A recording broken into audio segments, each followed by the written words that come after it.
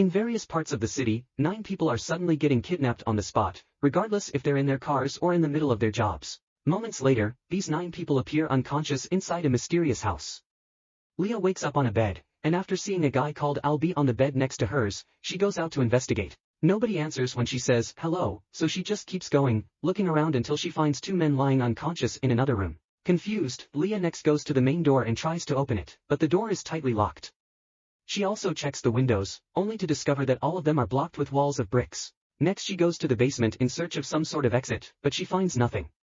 Seeing no escape causes Leah to have a panic attack and she collapses on the floor. Moments later, Leah wakes up to the sound of Father Duffy checking on her and she looks around to learn there are 9 people total trapped in here. While they wonder what's going on, suddenly they're greeted by a mysterious voice coming out of the speaker to tell them that they weren't chosen for who they are but for what they are.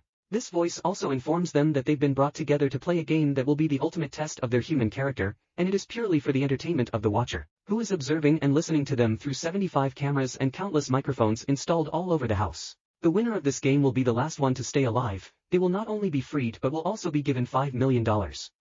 Then the voice just vanishes, and the 9 players immediately begin arguing. Some people believe the game is real while others don't, but the main concern is the implication that 8 of them will die in some way. Suddenly Jay pulls a gun out of his pocket to show it to everyone, saying that the situation must truly be serious if the kidnappers let him keep it. Noticing everyone is terrified by the gun, Jay clarifies he is a cop, but the others still think it is unfair that he got to keep a weapon. Because of his humble background, Albie directs his anger toward Jay, explaining that his little brother had to suffer at the hands of corrupt white cops. At that moment, Francis interrupts the argument to share his conclusion. The Watcher wants them to kill each other. This causes everyone to freak out while Jay agrees with Francis, adding that once the game is over the one surviving will most likely be killed too. Then Jay suggests that they need to work together to find a way to escape and proposes the idea of hitting the front doors with the dining table, which is extremely heavy. Everyone accepts to help together except for Claire, who just sits around and watches while smoking. No matter how hard they try though, the door doesn't budge an inch. Next Jay tries firing at the bricks, but they're too thick to make a decent hole. Afterward the group decides to inspect every nook and cranny for any possible openings or hidden exits, which must exist because they somehow entered this place. Jay finds an iron bar and uses it to dig in the basement floor, but there's metal under it.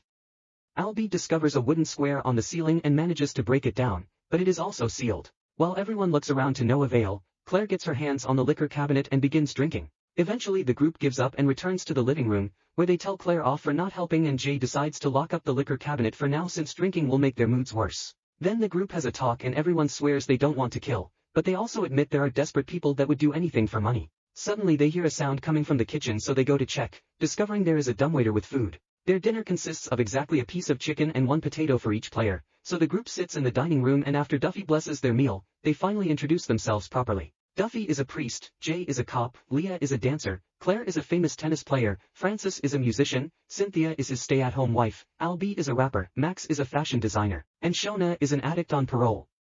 In fact she's got a bracelet monitor on her ankle, which gives the group hope that cops will come here looking for her. Leah doesn't eat meat and everyone is already fighting for her piece of chicken, but Jay exchanges his potato for it to avoid trouble. Albie laments that being brought here made him miss a meeting with a record company that could get him a deal, and when some players doubt his abilities, Albie impresses them with an improvised rap. After dinner, they discuss how to divide the rooms, of which there are 5 with 2 single beds each. Duffy will have a room for himself because he's a priest and Francis will stay with his wife, so the other 6 people get to choose their room partners by picking names. Jay ends with Leah, Claire with Shona, and Max with Albie. Each pair goes to their corresponding room, and moments later, Claire finds Shona going through her bag, which makes her furious and triggers a really dumb argument. Albie practices his rhymes in bed and Max is worried about having only 1 outfit for the entire stay, so he hangs his jacket carefully. Duffy takes his time praying, and Leah and Jay are chatting and sharing some things about their lives. Francis tells Cynthia that the money is very tempting, and she can't believe he's actually considering it. Hours of sleeping pass, and in the middle of the night, someone suddenly attacks Jay. After some struggle, Jay reaches for his gun, but the intruder immediately runs away and they can't see their face because it's dark. The commotion causes all the players to come out of their rooms and another argument begins as they point fingers at each other, tossing baseless accusations and making them doubt everyone. Albie is the main suspect because of his anger against Jay, and the comments start edging on racist. Duffy calms everyone down and sends them to bed. Later in the morning, the players come to the living room and discover that the heat is going up more and more by the second. Yet another argument starts that almost gets physical but suddenly they hear noises outside, and they assume it is the police tracking Shona's bracelet monitor. The group rushes to the front door to start shouting and banging like crazy while Francis watches them, thinking they are wasting their time. Desperate, Jay fires his gun, but the noises outside fade away and they are left alone again. This incident causes everyone to accept the reality of the situation and lose their last bit of hope. Jay releases the key to the liquor cabinet and everyone except for Duffy, Leah, and Jay proceeds to drink to forget. They also start playing some music, but when Albie hears is slow and depressing, he changes it to something more upbeat and soon the drinkers begin dancing together while the house keeps getting hotter. Meanwhile Francis tries to hit on Leah, but she reminds him of his wife and gets him to leave her alone. Then Francis sneaks to his room with a bottle of liquor, and by muffling the sound with the bed sheets, he breaks the bottle to make glass shards that can be used as a weapon. Then he hides one on the door frame and the rest inside the toilet tank. Eventually the group becomes too wasted to keep on dancing, leaving only Cynthia and Albie in the living room. Their dancing puts them quite close to each other, so when Francis comes in, he assumes the worst and attacks Albie for flirting with his wife. A fight soon ensues and while Cynthia is trying to pull them apart, Albie accidentally pushes her, which causes her to hit her head against the railing and die on the spot. Albie tries to apologize, but a furious Jay takes him away and locks him up in his room by putting the iron bar through the handles. Then the group covers the body with a sheet and takes it to the basement. For the rest of the day, the players wander around contemplating their situation.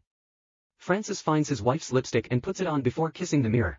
In the evening, as the heat is getting unbearable, the players are annoyed to see they've been provided with a reduced portion of just potatoes. Albie begins banging on his door demanding to have his part, and after lots of pressure from the others, Jay goes and gives Albie just a tiny piece of potato. However, Duffy thinks it's unfair and leaves to give more food to Albie. Worried, Jay rushes to stop him, but the door has already been opened. Albie jumps out of the room and grabs the iron bar to start hitting Jay without mercy, completely destroying his face. When he snaps out of it and realizes what he's done, he hides back in his room. Duffy comes to check on Jay, who uses his last breath to give his gun to the priest. Jay's body is then covered and taken to the basement with Cynthia's. For the next meal, they receive extra food and wine with a "good work" note as a reward for killing. Leah and Duffy are the only ones eating in the dining room, all the others have become too paranoid and are now eating alone. Francis takes a portion to Albie saying he earned it and swears he understands Cynthia's death had been an accident, so he isn't angry with him.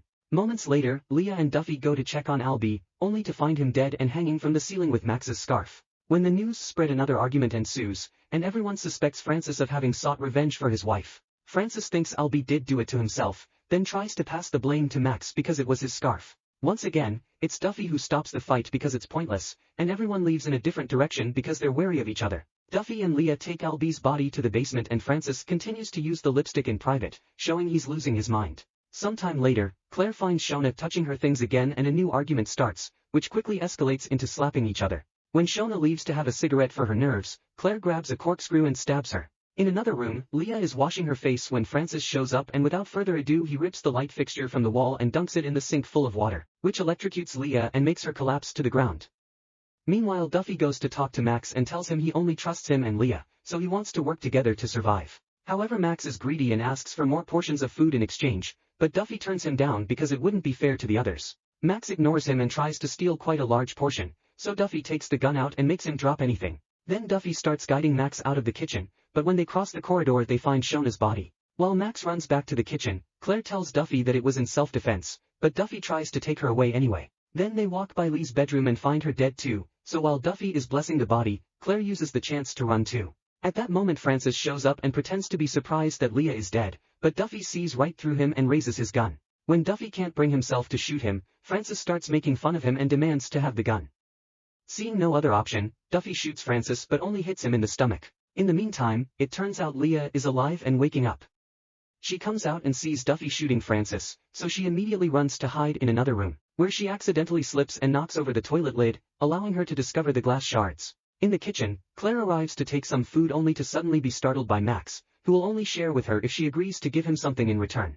His hands on his belt imply something dirty, but then the belt comes off and Max uses it to choke Claire. Duffy arrives and begs Max to let her go, but since he won't, Duffy shoots him.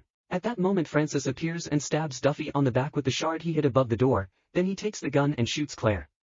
Duffy begs for mercy, but Francis just goes ahead and kills him too. Since he doesn't know about Leah, Francis starts celebrating that he has won the game and begins yelling at the watcher, asking for his reward. Upstairs, Leah is using some bed sheets to retrieve a glass shard and accidentally drops the tank lid, revealing her location. Francis follows the noise and finds Leah running away, so he chases after her until she hides under the bed. Francis finds her and pushes off the mattress to shake the bed itself, then he begins dragging Leah out by her ankles, so Leah uses this chance to stab his leg before running again. Francis chases her again and corners her against the balcony, but when he charges toward her, they both topple over the railing and fall down right on the table. Leah lands on top of Francis and realizes that the fall caused the glass shard to stab his chest, so Francis is dead and she's the winner. Leah can't deal with the fact she's killed someone, but at that moment, the front door opens with a blinding light and she walks through it to find a huge bag that supposedly has the money. Then she walks down the corridor and crosses another door that closes behind her. There she finds another house with winners from other games looking traumatized.